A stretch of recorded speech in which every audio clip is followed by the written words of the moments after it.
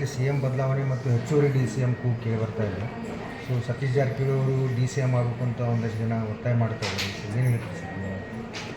ನಾನು ಇವತ್ತಿಲ್ಲ, ಒಂದು ವರ್ಷ ಆಯಿತು ನಾನು ಹೇಳ್ತಾ ಇದ್ದೆ, ಉತ್ತರ ಕರ್ನಾಟಕದ್ದು ಡೆವಲಪ್ಮೆಂಟ್ ಆಗಬೇಕಂದ್ರೆ ನಾವು ಇಲ್ಲಿಂದ ಒಂದು DCM ಬೇಕು. ಮತ್ತು ಸತೀಶಣ್ಣ ಜಾರಕಿಹೊಳಿ ಹೆಸರು ನಾವು ಒಂದು ವರ್ಷದಿಂದ ತಗೋತಾ ಇದ್ದೀವಿ. ಅವನು ಒಂದು ಹಾರ್ಡ್ ವರ್ಕಿಂಗ್ ಇದೆ, ನಾಲೆಜಬಲ್ ಅದಾವೆ, ಸೀನಿಯರ್ ಅದಾವೆ. ಉತ್ತರ ಕರ್ನಾಟಕದ್ದು ಎಲ್ಲ ಮಂದಿ ಯಾರ್ಯಾರು ಎಲ್ಲೆಲ್ಲಿ ಏನೇನು ಅದಾರೋ ಅವ್ರಿಗೆ ಗೊತ್ತಿದೆ. ಅದು ಮಂದಿಗೂ ಅವ್ರ ಬಗ್ಗೆ ಗೊತ್ತಿದೆ.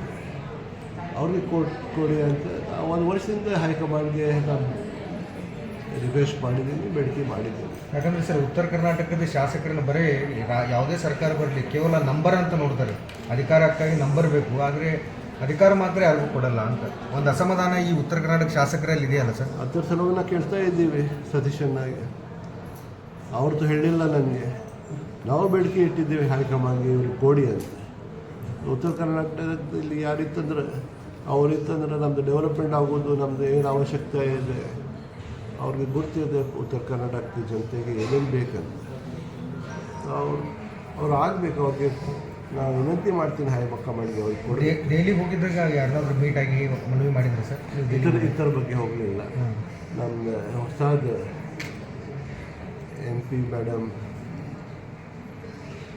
ಪ್ರಿಯಾಂಕಾ ಜಾರಕಿಹೊಳಿ, ನಮ್ಮ ಪ್ರಿಯಾಂಕಾ ಜಾರಕಿಹೊಳಿ ಅವರು ಓದ್ತೇಕಿನಿ, ಅದರ ಸಲುವಾಗಿ ನಾವು ಹೋಗಿದ್ದೀವಿ. ಮತ್ತು ಕೆಲ ಸಚಿವರಿಗೆ ಮತ್ತು ಖರ್ಗೆ ಸಾಹೇಬರಿಗೆ ನಾವು ಭೇಟಿ ಆಗಿದ್ದೀವಿ.